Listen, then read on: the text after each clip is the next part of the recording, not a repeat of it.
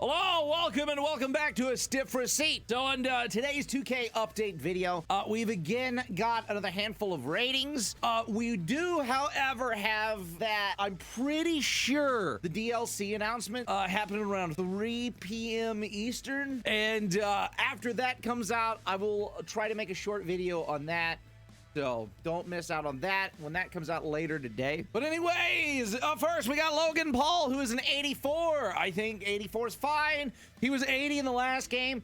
And Logan Paul has done some pretty wild stuff since then. So I mean, 84 is fine. So, weird one here. Rhea Ripley was actually an 87. I thought 87 was a little low. I didn't think it was, like, terrible by any means. I just assumed in my mind, it's like, okay, well, a lot of the Rhea Ripley stuff has happened somewhat recently, and this game is obviously just not, you know, completely current, because that's just how things go. But it looks like there may have been enough outcry or whatever, and they actually bumped Rhea Ripley up from an 87 to a 90. So Rhea Ripley is a 90 now. All right, and the cover star himself, John Cena. His rating has finally been announced. John Cena was a 92 in the last game, and he has been bumped up to a 94 in this game. I think 94, especially given the fact that he's the entire focus of showcase mode and he's the cover star, like 94. I mean, if anything, he could probably be a little higher, honestly. All right, next up, Stone Cold Steve Austin. He was a 92 in the last game and he's been bumped up to a 96 in the new game.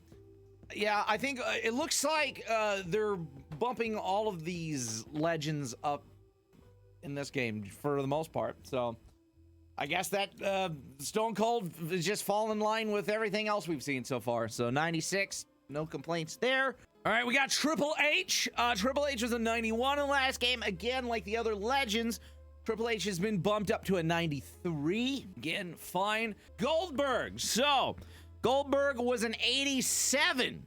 88, my bad. Goldberg was an 88 in the last game, and he's been bumped up to an 89. I don't know why, and I'm not saying that Goldberg should be higher, because I don't know. But, like, I feel like 89 is low for Goldberg, but at the same time, I don't want to see him higher. I don't know. I feel like that's a weird one for me. But, yeah, whatever. 89. Again, just he's fallen in line with all the other legends so far, with getting a slight increase. So Kevin Owens. In the last game, Kevin Owens was an 85, which is a little sad, I'm going to be honest. I think Kevin Owens is very well a 90, at least a 90. Well, he didn't get the 90 in this game, but he has gone up to an 87, which is good to see at least. So at least we had some kind of increase for Kevin Owens. I think, honestly, by next game, Kevin Owens, I guarantee will be a 90. I could almost put money on it. We got big things coming from Kevin Owens. I can guarantee it. So, we actually got all of the ratings for the Ruthless Aggression pack. Superstars, which that was kind of cool to see. I wasn't expecting to see all of that, but, we got the Ruthless Aggression Brock Lesnar at a 90, which is probably, for that era, like, when he came into the scene, he was just killing it, like, immediately. So I think 90 is good. We got Ruthless Aggression Randy Orton, who is a 70. This is, I imagine, 02 Orton. Like, very, very early Randy Orton. Then we've got, this is what's cool to me. We've got Leviathan Batista. And I believe this is the Batista from, like, pre-WWE, like the developmental, like, Ohio Valley Wrestling Batista, like Leviathan Batista. His overall is 73, which, I don't know, that's pretty neat to see, like, such an early version of Batista. I feel like probably a lot of people never saw, like, at all. And the other one is the prototype John Cena from the FCW time, which, again, like, a lot of people probably never even seen this version of John Cena, so that's kind of cool to see as well. I dig it. I think this Ruthless Aggression pack is actually pretty cool. It's just a shame that you have to pay $120 to get the freaking thing. Hopefully they end up selling it separately at some point. All right, and then to move on, we got regular Batista. Regular Batista's rating has been announced as an 89, which he was an 88 in the last game, so up by 1 point. I don't know. Like, I feel like that's right, but I could also see Batista being like a 90. I guess if we're going later Batista, not peak Batista, which I'm sure that's probably what it'll end up being. I mean, that's probably fine. All right, and some more legend announcements. So Bruno Sammartino, who is new to this game. The last game he was in was actually WWE 2k23. So it has been a long time since we've seen him in a game. But the last time he was in a game, he was 92. In this game, he's a 91.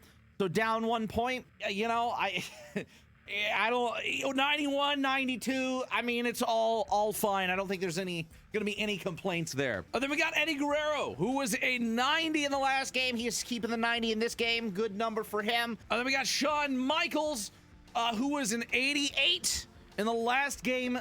Depending on which Shawn Michaels, I think 05 Shawn Michaels is an 88, and then like 2018 Shawn Michaels was like a 74, I think. I imagine this will probably be that same Shawn Michaels, like the Ruthless Aggression era Shawn Michaels. So an 88 is probably good for him, and he has stayed an 88 in the new game. Umaga, who was an 88 in the last game, making a return in this game, and he is also staying at an 88. All right, then we got a couple of really wild ones here. The Bella Twins have their ratings have been announced, and they were not in the last game. I believe the last game they were in was 2K20.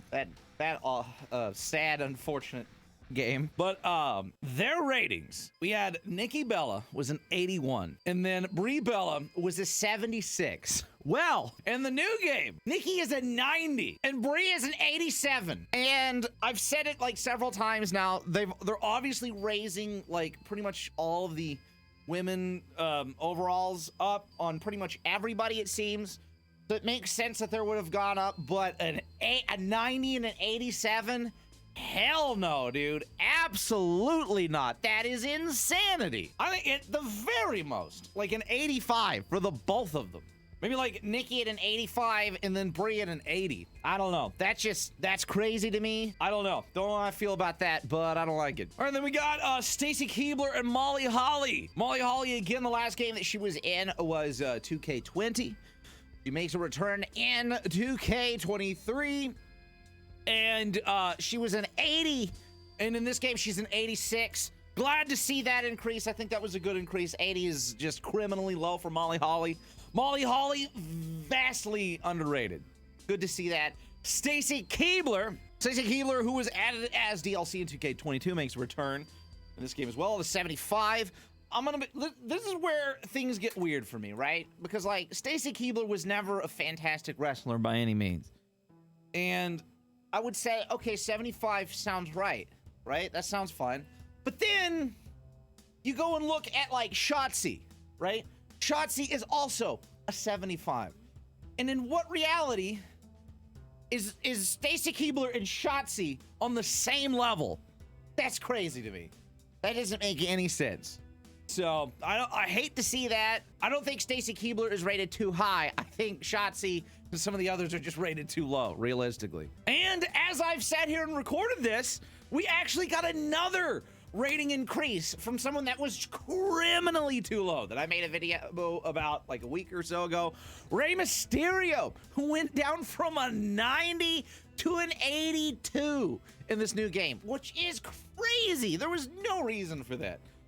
And like, even if 90 was too high, like even it needs to be like 88, 89, right? If we're playing this off, it's like, okay, well, this is current day Rey Mysterio. This isn't peak Rey Mysterio, right? So obviously he's going to be lower than what he was rated at its peak. So I could see still like upper 80s. Well, we went from an 82 to an 86. I'm going to be real that I think that is still too low, but that's at least a lot better than it was. Like 82 was crazy, dude. There was no reason for Rey to be rated that low. But anyways, I think that's going to do it for this video. As I said, it looks like that DLC announcement, at least what we're assuming is a DLC announcement, will be happening like an hour or two after this video goes live. So be on the lookout for another short video about whatever they end up announcing. The teasers and whatnot do seem to be alluding to it being a DLC announcement. for Bray Wyatt and Wade Barrett. It looks like, I mean, it's not confirmed, obviously, but it is damn close to being confirmed. If you enjoyed the video, be sure to like and subscribe. I'll continue to keep you updated with more WWE 2K news, more AEW Fight Forever news, and more wrestling news in general. Peace out, everyone. Take it easy. Have a good one, and I will see you guys all next time.